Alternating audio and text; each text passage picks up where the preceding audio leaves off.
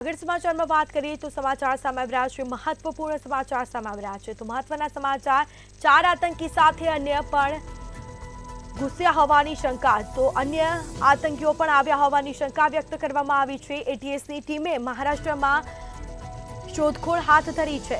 રાજસ્થાનમાં પણ એટીએસની શોધખોળ, જેમાં હાલ તપાસ કરવામાં આવી રહી છે। તો 4 આતંકીઓ સાથે અન્ય આતંકીઓ પણ આવ્યા હોવાની શંકા વ્યક્ત કરવામાં આવી, જેમાં એટીએસની ટીમે હાલ તપાસ હાથ ધરી છે।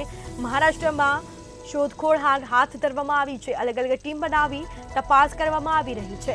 રાજસ્થાનમાં પણ એટીએસે શોધખોળ હાથ ધરી છે। તો સમગ્ર મામલે હાલ તપાસ હાથ ધરાઈ છે। અલગ અલગ ટીમ બનાવી તપાસ શરૂ કરવામાં આવી છે।